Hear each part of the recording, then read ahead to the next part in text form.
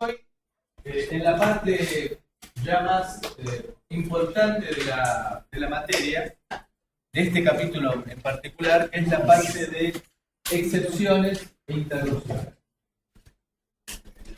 Empezamos a hablar de la vinculación del micro con el mundo exterior. Hasta ahora hemos pensado que el micro ejecutaba un lazo perpetuo, un loop perpetuo, y ahora empezamos a ver cómo es que interactúa el mundo exterior con el micro.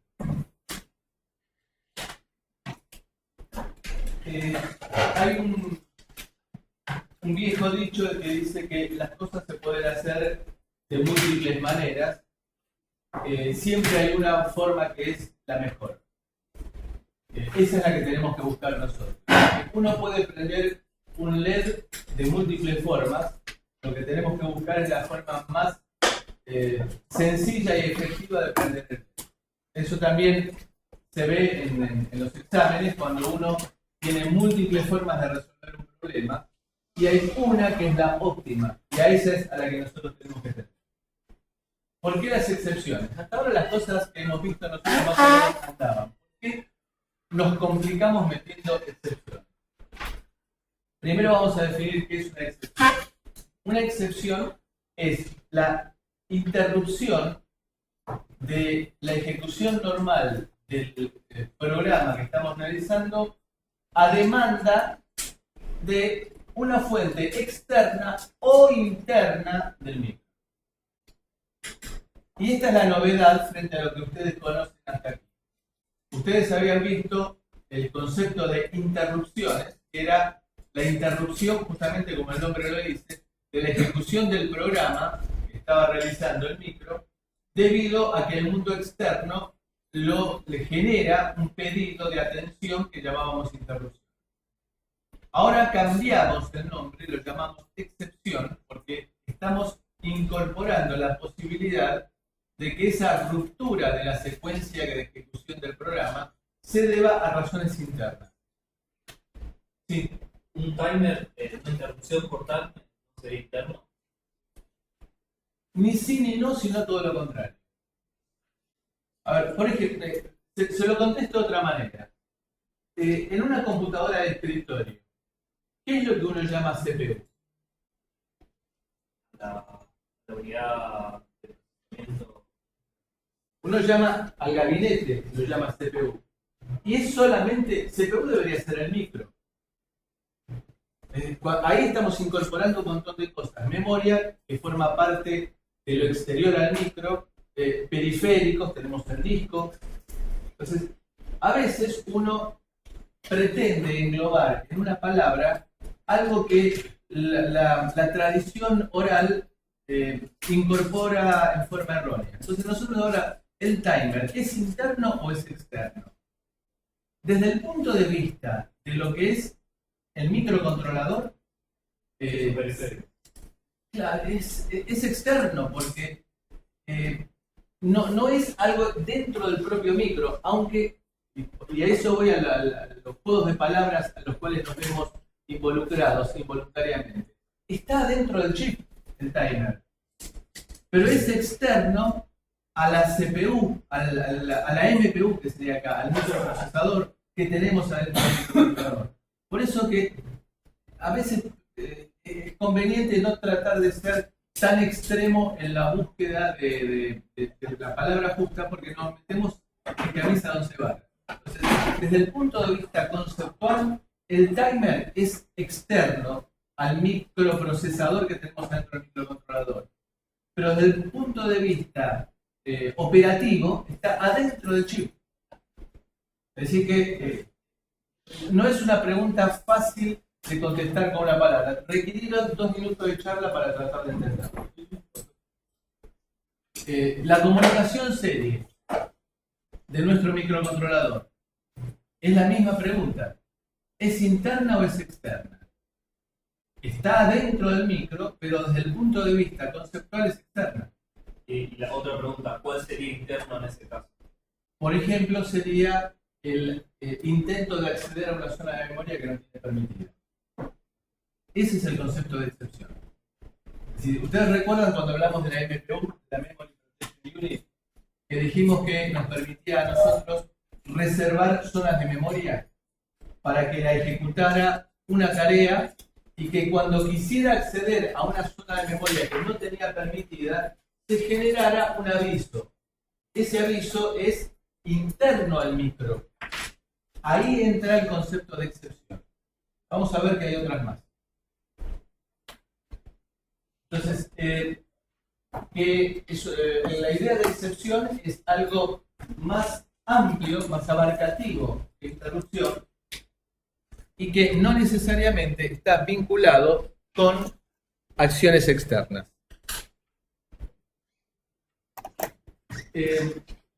Decimos entonces que la idea de la excepción es un término más amplio que la interrupción. A tal punto que la interrupción son casos particulares de excepción. Y ahora vamos a avanzar un poco sobre la idea. Las excepciones son algunos eventos que nos sorprenden. Por empezar, para aquellos que tenían experiencia previa con microcontroladores, el reset pasa a ser una excepción. Hasta ahora, con los micros tradicionales, el reset era, como el nombre lo indica, el reposicionamiento, el rearranque de todo el sistema. Era una acción de hardware que volvía a cero al microcontrolador, al microprocesador, y se empezaba desde cero. Acá incorpora una idea bastante novedosa, que es decir que el reset es una excepción, que va a tener la máxima prioridad, por supuesto, pero pasa a ser una excepción. Vamos a tener otra excepción, que esta es de hardware, es decir, que pasa a ser interrupción, que es el NMA, Non-Maskable Interrupt, interrupción no enmascarada. Es una interrupción que pasa por arriba de todas las prevenciones que uno pueda llegar a tomar. Se guarda para situaciones catastróficas, como por ejemplo, detectamos que se está cortando la alimentación, que está bajando la tensión de alimentación. Vamos a tener entonces un detector de cruce de un determinado nivel, por ejemplo 2,9 volts, si el micro está, la parte externa está alimentada con 3,3 volts. Cuando detectamos que corta en sentido descendente los 2,9 volts, vamos a tener un circuito que nos va a generar una interrupción no enmascarable para darnos tiempo, los pocos microsegundos necesarios como para que el micro guarde en una memoria no volátil, por ejemplo una memoria flash, el estado de un conjunto de registros de variables que nos resultan importantes. Por ejemplo, en una caja registradora de supermercado, o porque cortaron la luz o porque la cajera pícara patea el enchufe tratando de sacar alguna ventaja, se guarda el estado de todas las ventas que se hicieron hasta ese momento en una memoria, de manera que cuando se reincorpora la alimentación se retoma del estado que se encontraba anteriormente.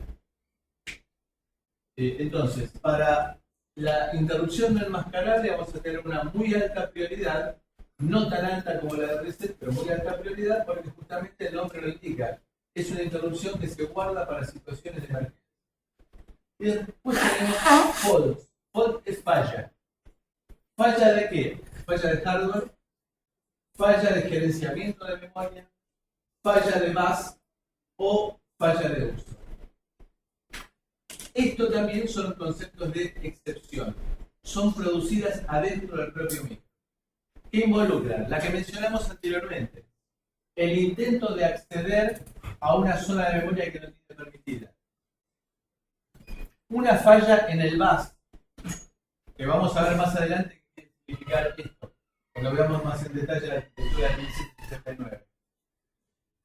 Una falla de hardware, una falla de uso, por ejemplo, estoy tratando de ejecutar un código de operación inexistente. Es decir, dicho de otra manera, el contador de programas se fue al cuerno. y está tratando, porque el funcionamiento es eterno, busca código de operación, decodifica y ejecuta. Si el contador de programas se fue a los caños, se fue por ejemplo a la zona de memoria RAM, el tipo va a seguir intentando ejecutar, va a leer lo que él piensa que es un código de operación. Recuerda la frase de que es un siervo fiel estúpido. Entonces, si el contador de programas se fue a los caños, el micro va a ir a los caños a buscar un código de operación. Si es un periférico, si es una zona de memoria RAM, o si se descontroló el contador del programa y estoy accediendo a una zona de memoria, llamémosla torcida, él va a tratar de buscar un código de operación. Entonces, como es un código de operación inexistente, piensen ustedes que 2 a la 32 son 4 giga combinaciones posibles con 32 bits. Obviamente que no tenemos 4 giga códigos de operación. Entonces, va a leer 32 bits, lo va a interpretar como sea, y si no es un código de operación válido, va a generar una excepción. Eso implica algo en el sentido de que se corrige el problema. Si el contador de programas se fue a los caños, se corrige generando una excepción. Va a depender de mí y de la rutina de atención de esa excepción, que vamos a mencionar ese tipo de cosas en un rato, que se reencauce la ejecución del programa, o no. El micro solo no lo va a hacer. Es un siervo fiel y estúpido. Luego tenemos Service Call, algo que ya habíamos mencionado como el mecanismo que tengo desde el modo usuario de pasar al modo supervisor para pedirle que haga cosas que yo no puedo llegar a hacer desde el modo usuario, que no tengo acceso. Debug Monitor, que es una excepción que me permite a mí entrar en el modo de depuración. Lo van a utilizar, por ejemplo, nuestro entorno de desarrollo, el LPC Expresso, que se monta sobre Eclipse, un entorno de desarrollo que había hecho IBM hace muchos años para trabajar sobre Java y después lo liberó para el uso público. Entonces se va a montar sobre esa excepción. Cuando se llega a un código de operación en el cual se encontraba nuestro breakpoint, ahí se va a generar una excepción de depuración y también dependerá de la rutina de atención que yo le coloque a este pedido de excepción para ver qué es lo que es. Acá tendremos un pending service call, que también va a merecer una análisis especial. El SysTick interrupt. El SysTick era ese timer especial, como el nombre lo indica, se va a utilizar para montarse en los sistemas operativos. SysTick, timer del sistema. Tick en el concepto de generar una interrupción periódica. Se va a hacer la interrupción periódica que me va a permitir, por ejemplo, conmutar de tarea activa. Y recién ahí empiezan las interrupciones externas. Acá vamos a tener la interrupción de timer, la interrupción de comunicación serie, la interrupción de conversor analógico digital, etc.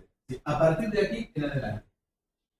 Y ahí va a intervenir la decisión que tenga cada fabricante. Todo esto que vemos aquí está indicado, forzado por ARM. A partir de donde dice External Interrupt, va a intervenir la opinión de cada uno de los fabricantes para ver qué es lo que coloca. Entonces el hard fault es falla de hardware y cualquier falla que impida activar una parte. Por ejemplo, póngase, arranquemos de la idea de que con la premisa de que tenemos que tener bajo consumo, los periféricos pueden ser prendidos y apagados de forma individual. Es decir, cuando yo no uso el conversor analógico digital, lo puedo apagar, desconectar para bajar el consumo. Ahora, si en esas condiciones lo quiero leer al conversor analógico digital, ¿qué va a pasar? ¿Qué voy a leer? Bueno, voy a tratar de leer algo que está apagado, se me va a generar una falla de hardware. El memory manage son violaciones de la MPU, es decir, acceder a zonas de memoria no permitidas. El boss fault es las violaciones de pre-búsqueda de código de operación. Y el uses false son instrucciones no definidas, o división por 0 o cosas por el estilo. Aquí está todo bien clarito. A ver. Y ahora sin chiste. Fíjense, acá tenemos excepciones, número de excepciones. Arrancamos del número 0 que dice excepción tipo NA, not available, no disponible. Caramba, definimos algo y después decimos que no está disponible. Acá tenemos el excepción tipo número 1, es el reset. El mismo orden que vimos antes. Excepción número 2 es NBAID. Excepción número 3, hard fault. Excepción número 4, gerenciamiento de memoria, y así sucesivamente. Y vemos que a partir de la excepción número 16, es decir, 1.0 en hexa, aparecen las interrupciones. IRQ, Interrupt Request. Número 0 hasta la IRQ número 239, que correspondería a la excepción número 256. Esto significa que yo puedo llegar a tener hasta 240 fuentes de interrupción externa. Fíjense, hay que ser cuidadoso en interpretar. Puedo llegar a tener. No estamos diciendo tengo. Y esto es importante para destacar cuando veamos la arquitectura del LPC 1769. Yo voy a tener, por ejemplo, 35, en el 1769, 28 fuentes de interrupción externa. No tiene sentido que deje todo, que prepare el micro para manejar 240 interrupciones, porque me va a representar mayor área de silicio de algo que no voy a usar, y mayor área de silicio significa mayor consumo. Entonces empiezo a recortar. Entonces yo digo, voy a tener 28 fuentes de interrupción externa, bueno, preparo todo para 28. Por más que me diga Don Aaron que yo puedo llegar a tener hasta 240. Siempre con la intención de reservar de la mejor manera posible el consumo de energía.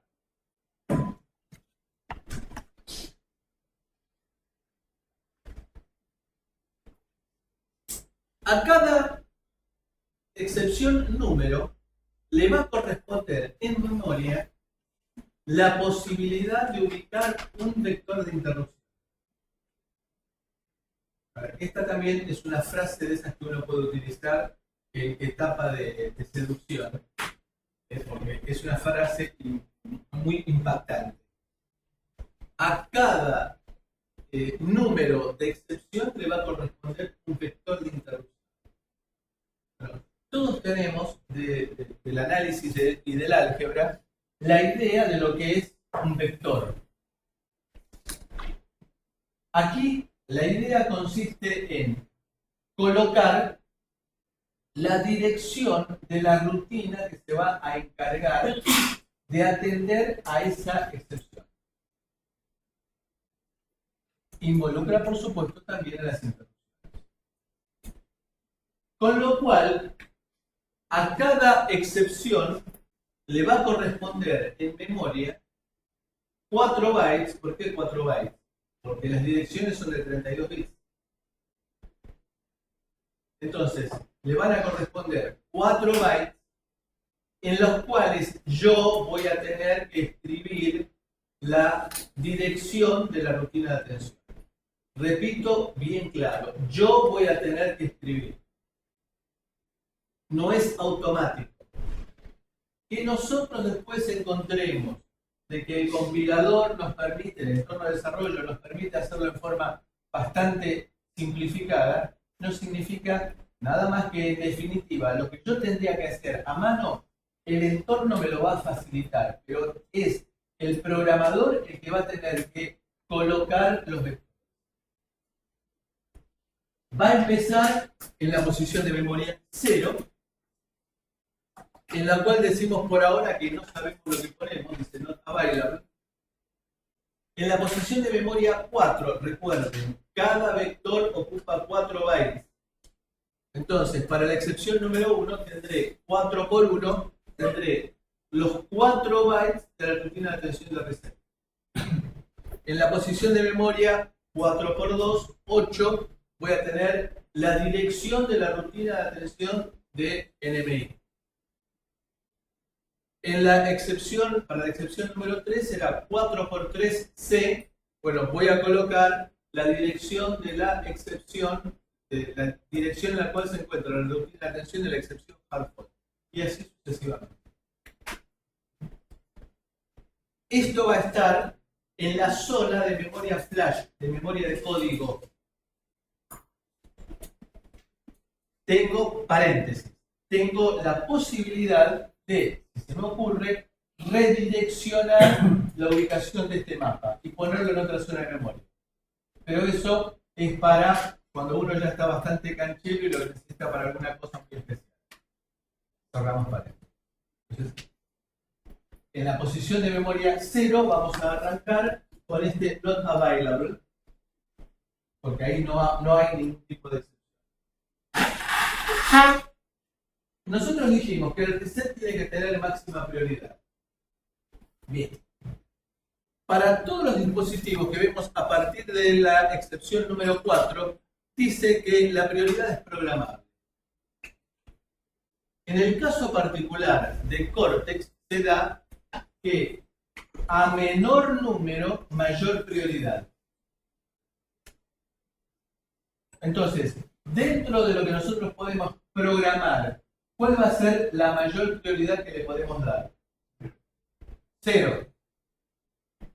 Dijimos, a menor número, mayor prioridad.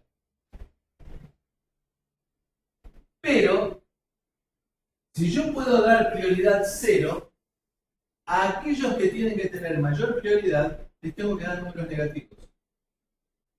Entonces, fíjense que el reset tiene prioridad menos 3. Vale decir que nadie puede tener mayor prioridad que el reset. A NMI prioridad menos 2 y a hard fault prioridad menos 1. Sí, no puedo poner prioridad. No. Yo lo único que puedo programar es a partir de 0. Pero tengo que ser criterioso en la asignación de prioridades. Tengo que definir en la asignación de prioridades quién puede interrumpir a quién. Ejemplo bien típico. Estoy adquiriendo muestras para hacer un filtrado digital. Adquiriendo muestras a través de un conversor analógico digital. Lo manejo por interrupción. Voy a tener una interrupción periódica porque necesito cada milisegundo hacer algo. Y voy a tener, qué sé yo, la interrupción por teclado. Si tengo una tecla que me genera interrupción. Paréntesis. Este microcontrolador tiene la particularidad que yo puedo definir qué patitas de puertos 0 y 2 me pueden generar interrupción. Entonces yo puedo decir, para este equipo que estoy diseñando ahora, que la patita 2 del puerto 0 me genere interrupción. Y en otro proyecto voy a decir que la patita 5 del puerto 0 me genera interrupción. Es decir, puedo llegar a definir un conjunto de patitas, no la totalidad del puerto que me genera interrupción.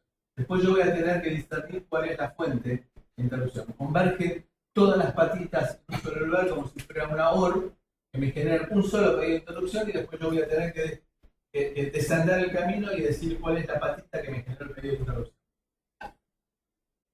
Cierro paréntesis. Entonces, a ver, tengo un conversor analógico digital que me está tomando muestras. Tengo un timer y tengo un pulsador que me genera interrupción. ¿A quién le doy mayor prioridad? ¿Cuál pulsador? ¿Cómo? A la grande y la pequeña. Al conversor. ¿Por qué? Porque tengo que tomar los datos antes que me aparezca un nuevo dato. Porque si no, el conversor no tiene memoria interna y se pisa la adquisición anterior. Luego,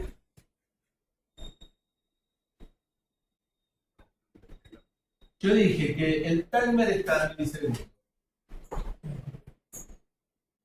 Si alguien que oprimió una tecla no se lo atiende en un milisegundo, ¿se entera?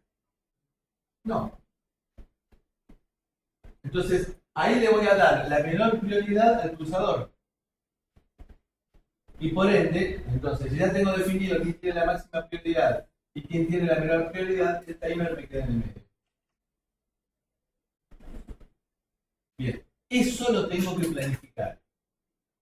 ¿Cómo asigno las prioridades?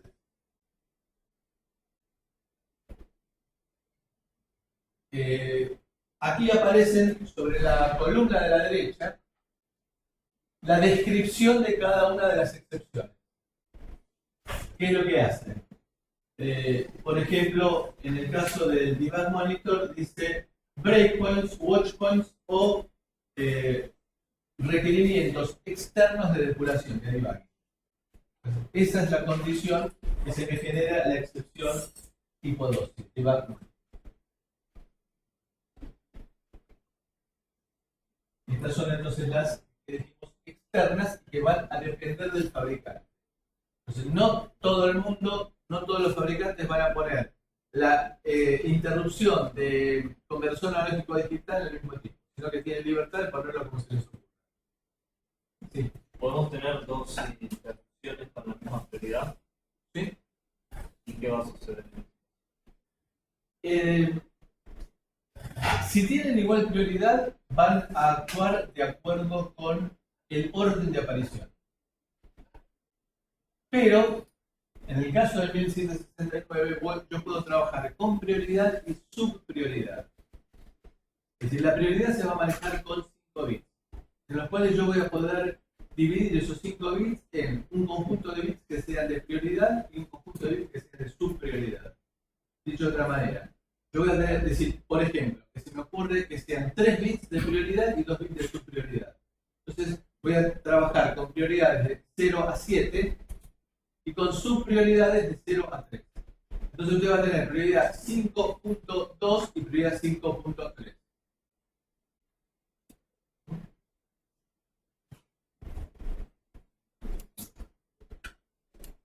Bien, el controlador de interrupciones, el NVIC, que significa Nested Vector Interrupt Controller, controlador de interrupciones vectorizadas y anidadas. Que justamente era el momento que habíamos quedado que me tenía que hacer la pregunta. Era el momento que habíamos quedado que me tenía que hacer la pregunta, en el cual significa interrupciones anidadas, cuando una interrupción puede interrumpir a otra. Yo puedo llegar a programar eso y vamos a ver varios casos de manejo. Permite, en el caso de Cortex M3 y M4, cambiar en tiempo de ejecución las prioridades. En el caso del Cortex M0 a secas, se fijan en el momento del arranque las prioridades y no se pueden cambiar. Pero en el caso de Cortex M3 y M4, yo dinámicamente puedo reprogramar las prioridades. Se reduce el tiempo de latencia. Si nos vamos a las primeras clases que vimos este año, latencia es el tiempo que tarda en atenderse un pedido de interrupción. Del momento en que aparece el flanco, por ejemplo, que me va a generar interrupción, hasta el momento en el cual el micro entra en el pedido de interrupción, se redujo notablemente. Se redujo a menos de la mitad que en los ARM7 predecesores. Puedo trabajar enmascarando individualmente las interrupciones. Entonces yo puedo llegar a decir, ahora no quiero atender al conversor analógico digital porque no quiero tomar muestras. Entonces deshabilito el pedido de interrupción del conversor analógico digital. Al rato, cuando ya vuelvo a querer tener muestras, lo vuelvo a habilitar. En forma individual, o también puedo decir, no atiendo ninguna interrupción. Tenemos los timers, vamos a ver desde la clase que viene, son timers recontra super poderosos. Pero utilizarlo para marcar para el sistema operativo la interrupción cada milisegundo es matar una mosca a cañonazo. Motivo por el cual se crea, frente al ARM7, un timer más o menos, es recontrapoderoso, pero frente a los otros es un nene de pecho. Y si todavía este nos parece mucho, vamos a tener un timer todavía más simple de usar y más básico, que vendría a ser algo así como un 555 digital. Así que tenemos timer, pero a rolete. Este en particular es el que está pensado para trabajar con sistemas operativos en tiempo real, que después va a comentar un poco Juan sobre el tema.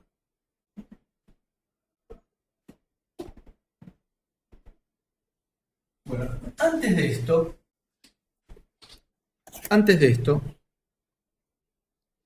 vamos a hablar un poco vamos a contar una historia. Que después de todo esto, ustedes probablemente lo olviden, pero se van a acordar de esta historia que en definitiva es lo que importa. Supongamos que está una señora esperando que vengan unas visitas a tomar el té. Entonces está haciendo la torta. Entonces está mezclando los componentes de la torta y periódicamente va a la puerta, se fija si vinieron las visitas. Entonces, no vinieron, sigue haciendo la torta. Entonces cada rato va y se fija a la puerta a ver si vinieron las visitas. Hay dos alternativas. La primera alternativa es que la señora, tan atenta a la torta, deje de atender la puerta, vengan las visitas, están un rato parados en la puerta, nadie las atiende y se van. Perdí la atención de un periférico. Vayamos al otro extremo. La señora está tan atenta a la puerta que desatiende la torta. Y la torta empieza a hincharse porque no se la está batiendo. ¿Cuál es la solución? El timbre. Es decir, la interrupción.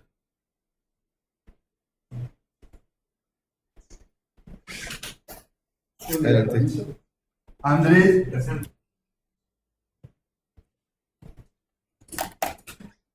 Dijimos entonces que para resolver ese problema está la interrupción. Entonces, la señora está haciendo la torta, concentrada en hacer la torta, y espera que el mundo exterior, es decir, las visitas, le avisen por medio del timbre. Entonces, la señora está concentrada en la torta, suena el timbre, que es la interrupción. ¿Qué es lo que hace la señora? ¿Larga todo por el aire y sale corriendo? Apoya. Prepara todo esto. Pero para, deja las cosas ordenadas. Es decir, marca en la receta hasta dónde llegó. Es decir, la receta para nosotros es el contador del programa. Es decir, guardará en la fila, por ejemplo, el valor del contador del programa para saber dónde tiene que retomar la receta. Va a la puerta, abre, ¿y qué hace? ¿Se queda charlando con las visitas? No, porque tiene la torta. Entonces, ¿qué es lo que va a hacer? En forma prolija lo que va a hacer es decir, por favor, tomen asiento, enseguida estoy con ustedes. Y retoma la torta. Es decir, ¿qué conclusión sacamos de esto? Las rutinas de atención de excepción / interrupción tienen que ser breves. Es decir, si yo tengo, por ejemplo, una rutina de atención de teclado, interrupción de teclado, en la rutina de atención de interrupción, ¿voy a decir que es la tecla W la que oprimí? No, me voy a quedar, si es un teclado matricial, con fila y columna. Y después, cuando tenga tiempo, cuando esté haciendo la torta, me voy a dedicar a decir que la fila 3, columna 2 es la tecla W. Entonces, esto es fundamental. Las rutinas de atención de interrupción deben ser breves. Vamos a poner un caso ridículo. Supónganse que la rutina de atención del timer, el timer se me da cada milisegundo, la rutina de atención de la interrupción del timer me dura 1,2 milisegundos. Es decir, ¿qué va a pasar? O voy a empezar a perder interrupciones de timer, o voy a empezar a apilar interrupciones de timer. Es decir, no terminé la interrupción de timer número 0 para que no la terminé y me entró una nueva interrupción de timer número 1. No terminé la número 1 y me va a aparecer la número 2. ¿Y eso cómo termina? Con lo que vamos a llamar un stack overflow, es decir, un desborde del stack. Porque empiezo a guardar cosas en la pila, que sabemos lo que es la pila, empiezo a guardar cosas cada vez que entro en interrupción sin retornar nunca de interrupción. La conclusión entonces bien clara es que las rutinas de atención de interrupción deben ser breves. Entonces, cuando tengo tiempo, voy y le digo a la visita, ¿qué tal? ¿Cómo están? ¿Qué tal la familia? ¿Todo bien? Y ahí sí me pongo a trabajar. Ya la torta está en el horno y por lo tanto tengo un rato de tiempo como para atender a la visita. ¿Está bien? Seguimos un poco más. En el vecindario vienen a vendernos bolsitas de basura, repasadores, broches y todo ese tipo de cosas. Entonces, me tocan el timbre. Yo dejo de atender la torta, voy, no, gracias, yo ya colaboré con la seccional. Al rato, no, gracias, ya tengo broches. No, gracias, no. Entonces, voy a tener el problema de que deberé enmarcar la atención de las interrupciones en el rato en el cual yo preveo que van a llegar las visitas. Es decir, las visitas supuestamente van a venir a las 5 de la tarde. Bueno, yo voy a tener deshabilitado el timbre, es decir, las interrupciones, hasta 5 menos 10. De manera que, si me viene a tocar el timbre en ese rato, no lo atiendo. Ahora, si me cae un vendedor a las 5 menos 5, mala suerte. ¿Bien? Entonces, ahí aparece la idea de enmascaramiento de las interrupciones. Ampliamos el caso. Estoy esperando, aparte de las visitas que vienen por la puerta principal, en la puerta de servicio estoy esperando que venga el proveedor del supermercado que me trae las bebidas, y los bebidas, y ese tipo de cosas. Que va a venir por la puerta de servicio. ¿Cómo hago yo para darme cuenta de que vino o las visitas o el proveedor del supermercado?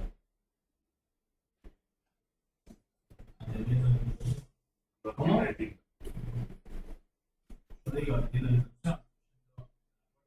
Pero ¿y cómo sé a dónde voy?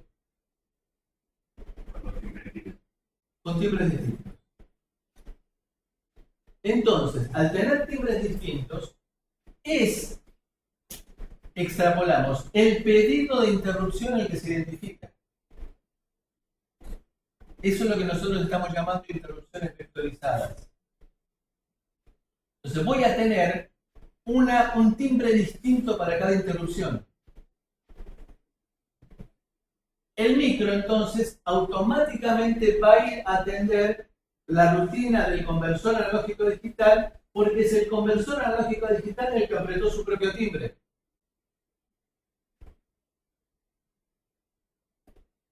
Y aparte fíjense que ahí también se establece el orden de prioridades.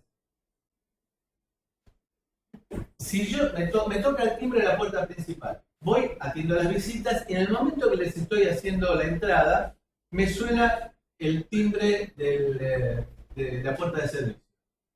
¿Qué hago? El del supermercado, como le tengo que pagar, no se va a ir. Entonces, no le doy bola al timbre de la puerta de servicio y me quedo con las visitas. Le di mayor prioridad. Cuando terminé con las visitas, voy y atiendo el otro pedido de interrupción. Vamos al caso inverso. Me sonó el timbre de la puerta de servicio. Estoy atendiendo al proveedor del supermercado. Me suena el timbre de la puerta principal. ¿Qué hago ahí? Exactamente. Tiene mayor prioridad la puerta principal. Por lo tanto, lo que voy a hacer es decirle al proveedor que me espere un ratito y enseguida vengo. De vuelta, no se va a ir porque le tengo que pagar. Es decir, que estoy reteniendo el pedido de interrupción, atiendo a las visitas, las hago pasar y vuelvo luego a la rutina de atención de interrupción que dejé pendiente. ¿Está clara la idea? Bien. ¿Sacamos conclusiones del cuentito este? ¿Sí? Volvemos.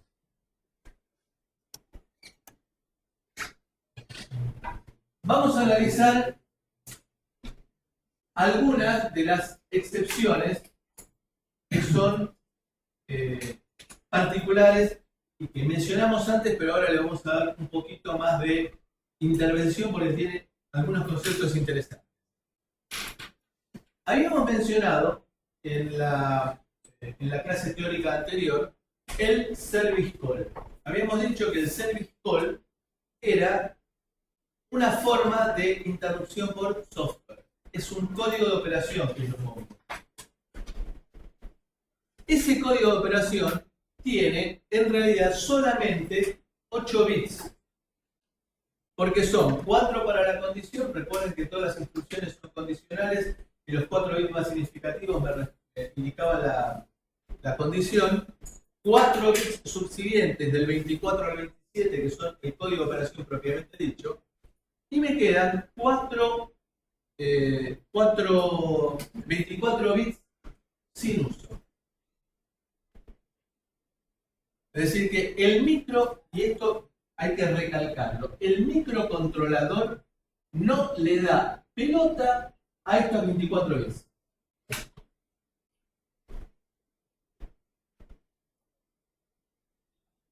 Ahora, ¿cómo puedo hacer yo? Si nosotros dijimos que Service Call era el mecanismo que utilizaba la tarea del usuario para indicarle al sistema operativo que estaba con un privilegio mayor que iba a hacer tal cosa.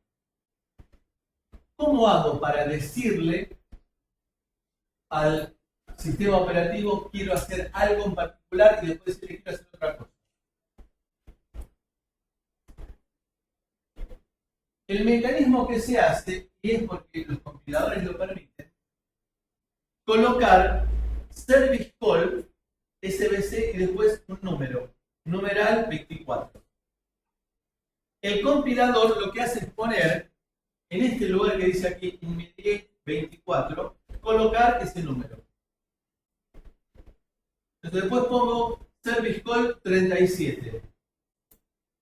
El compilador me va a poner 37 en estos 24 bits. Ahora, el micro va a actuar distinto, le ponga yo service call 24, 37 o 1428. No, el micro va a actuar igual. La rutina de atención de service call es la que tendrá que ir a sacar ese número. Y después, por medio de un parser, recuerden ustedes la idea de lo que es un parser, era una máquina de estados, nos va a permitir a nosotros, en base al número que le pasemos, definir qué es lo que queremos hacer.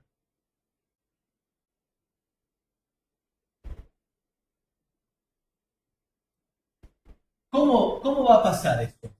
¿Cómo va a suceder que podamos nosotros en la rutina de atención de excepción, service call, llegar a determinar el número que le pasamos? Es un número arbitrario, en el cual yo me voy a tener que poner de acuerdo conmigo mismo que service call 24 es una cosa, service call 37 es otra cosa.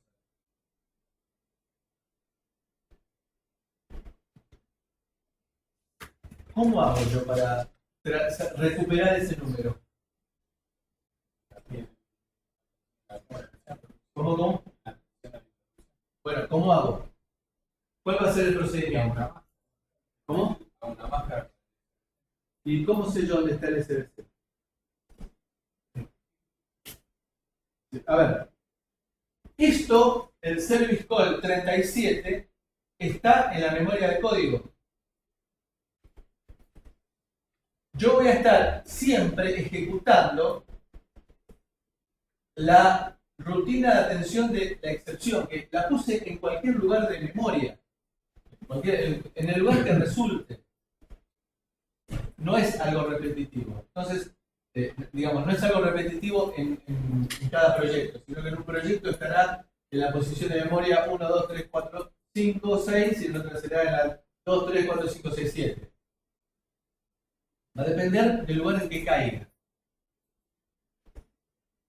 Entonces, cuando empiezo a ejecutar la rutina de atención de la excepción, service call, lo que voy a hacer es, a ver, yo tengo que llegar al lugar de la memoria del código donde puse service call, para leer la memoria del código, y ahí sí enmascarar y sacar el número que le pasé. Pero ahí, leer la memoria del código como lectura, no como búsqueda del código de operación.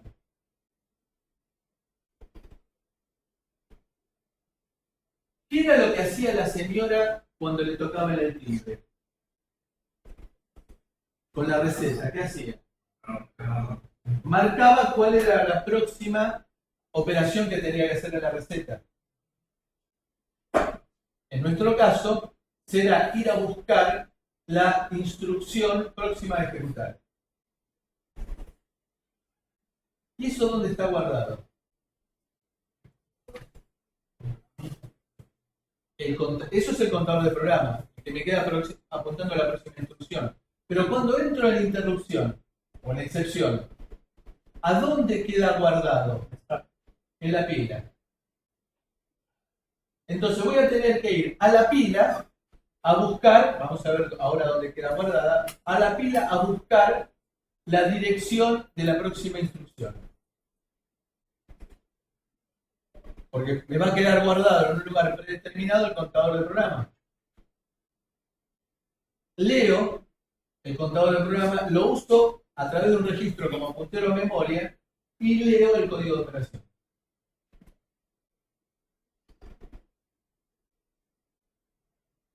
¿Está bien? ¿Queda claro?